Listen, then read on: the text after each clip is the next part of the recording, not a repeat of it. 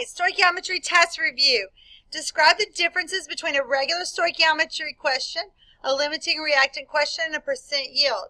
What does a stoichiometry question look like?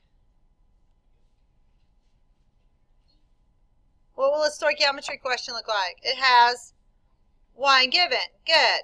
A limiting reactant problem will have two givens and oftentimes ask what is the limiting reactant, right? And then a percent yield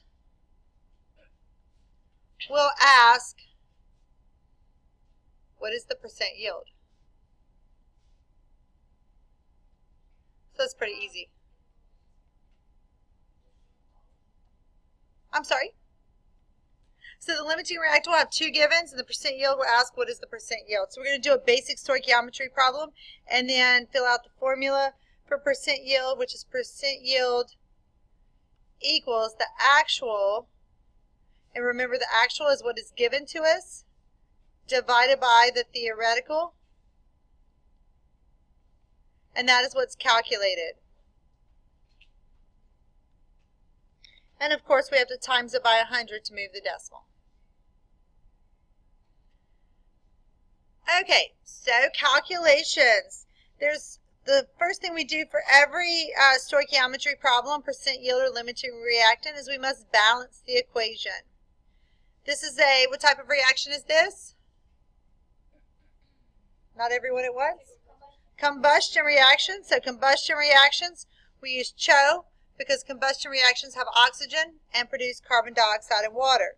So we have 3 carbons, 8 hydrogens, and then 3 times 2 is 6, plus 4 times 1, so this will be 10 oxygens. Next step we're going to do is we're going to label and use the question mark. Okay, so 5 grams of propane produces 3 grams of water. What is the percent yield? And remember, we use our question mark with the units given. So we start with our given. 5 grams of C3H8. The first step is get to moles. And this we use the mole map. Okay, so the words on the top are the words on the bottom. So this is 1 mole of C3H8. And we get, what do we get for the molar mass? 44.11. How did she do that? 12.01 for carbons, and there's 3 of them. And then hydrogen, there are 1.01, and there's 8. Add that up together. The next step of stoichiometry is get to moles. And we use the coefficients for that. Oh, I'm so sorry. That's what I had in my head that I was saying. Mole ratio, thank you, baby. Mole ratio, which is unknown over given. And of course, I'm out of whiteout.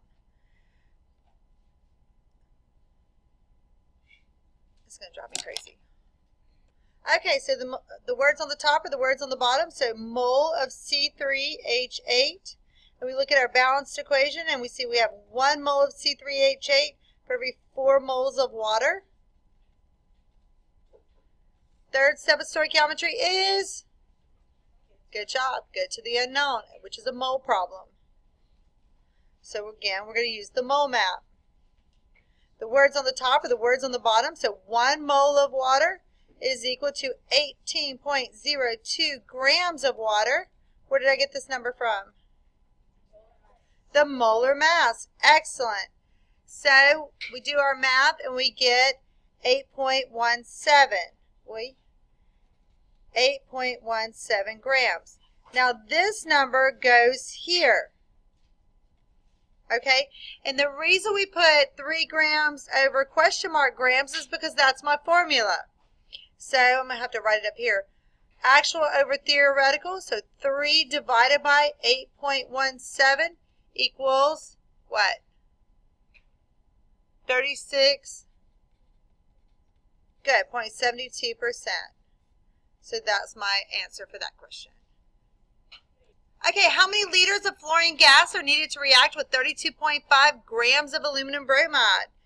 how many liters of fluorine gas, so question mark liters, are needed to react with 32.5 grams of aluminum bromide. 32.5 grams. What type of reaction is this, or what type of problem is this? Problem. Stoichiometry, limiting reaction, or percent yield? It's a stoichiometry because it's only got one, right? One given. Okay, so we still need to balance it. We have 1 aluminum. We have 3 fluorines, so I need to make this a 6 total. They gave me 2 aluminums, 6 bromines, so I'll have 6 bromines. All right, we'll start. 32.5 grams of aluminum bromide. First step is get to moles. We use the mole map. Notice how I'm writing this every time so it keeps me organized. The words on the top are the words on the bottom, so grams of aluminum bromide for every 1 mole of aluminum bromide. Now I'm not going to multiply my coefficient because I'm looking for 1 mole, so never multiply your coefficient. And we look on our periodic table, add up the elements, and we get 266.68 grams. Then the next step is our mole ratio. This is my unknown over the given. We're going to use the coefficients. The words on the top are the words on the bottom, so mole of aluminum bromide. There are 2 moles for every 3 moles of fluorine gas. All right. Now the last step is get to the unknown, which is going to be a mole problem. Words on the top are the words on the bottom. So 1 mole of AlBr3 is equal to 22.4 liters of, I'm sorry, what am I doing AlBr3 for? This should be fluorine. Of fluorine. The words on the top are the words on the bottom. Right, so we do the math, and what do we get? Everybody at once? 4.09 liters. What, baby? What'd you do? Okay, so the next problem. How many moles of chlorine are needed to produce 4.13 moles of sodium chloride? We got to balance it. We have 2 chlorines, so we need 2 chlorines there, and give me 2 sodiums. So this is a stoichiometry problem. Good job. So question mark moles and 4.13 moles. Okay, so we start with our given 4.13 moles of NaCl. First step is get to moles. I don't have to get to moles because I'm already at moles. So the second step will be the mole ratio. So there are 2 moles, bless you, of NaCl for every 1 mole of chlorine gas. The third step is get to the unknown. I'm already at my unknown, so I don't have to do the third step. So it's just a 2-step problem, or I'm sorry, 1-step problem. So multiply across the top and divide by the bottom, and we get 2.07 moles of chlorine. Okay, I taught y'all this once. Are y'all still struggling with setting this up or no? Are we feeling confident setting it up?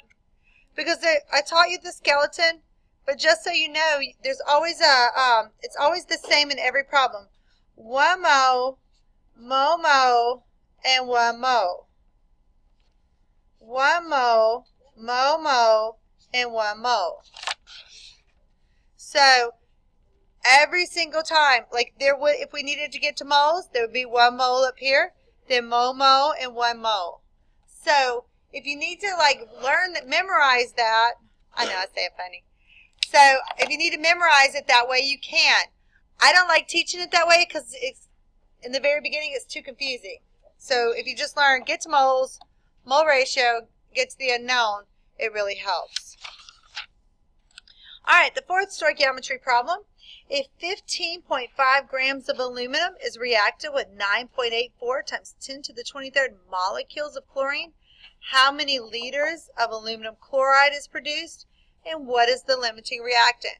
I've circled twice, so I have 2 answers, right?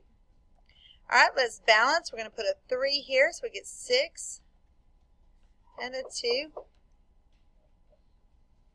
Okay, so let's label 15.5 grams and then 9.84 times 10 to the 23rd representative particles. All right, so we're going to start by writing the given. It's a limiting reactant, so I've got 2 stoichiometry problems to do, right?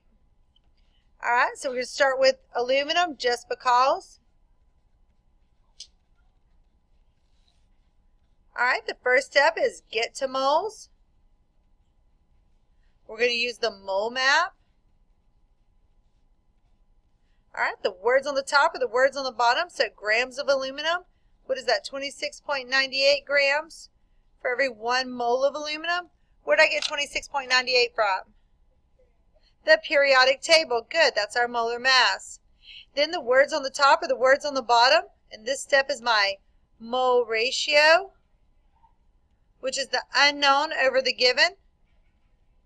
And we use the coefficients. So there is 2 moles of aluminum for every 2 moles of aluminum chloride. If you want to, you can reduce this to 1 and 1, so you don't have to contend with it. Then the third step is going to be get to my unknown. And this is a mole problem. So the words on the top are the words on the bottom. So 1 mole of aluminum chloride is equal to, I didn't put it on there, liters. So this will be 22.4 liters of aluminum chloride. And that's why it's so important to write what I'm looking for, so that way it doesn't, so that way I know where to end. So we do the math and we get 12.87 liters.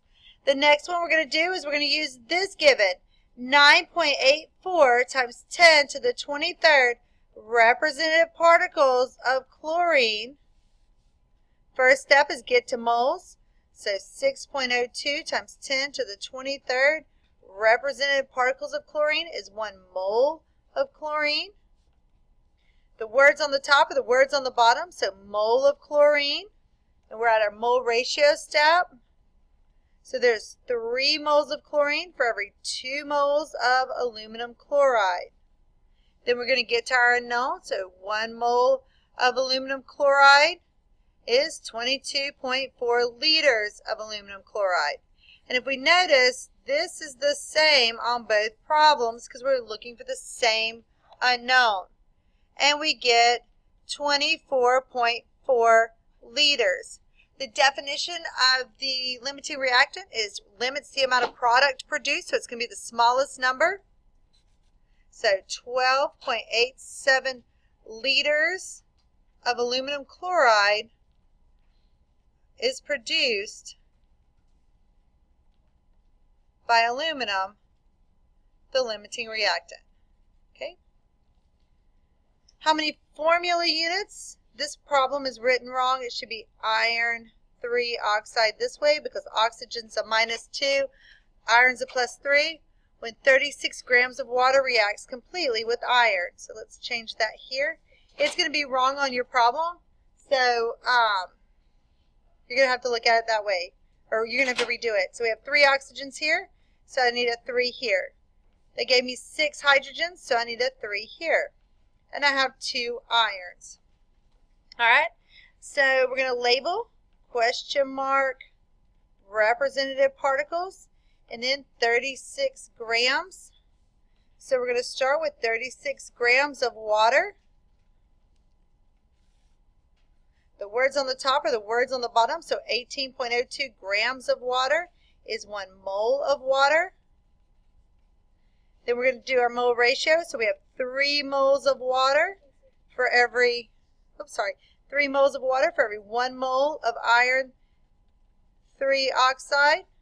Then we've got to get 1 mole of iron 3 oxide, just 6.02 times 10 to the 23rd representative particles of iron 3 oxide. We do the math and we get 4.01 times 10 to the 23rd representative particles.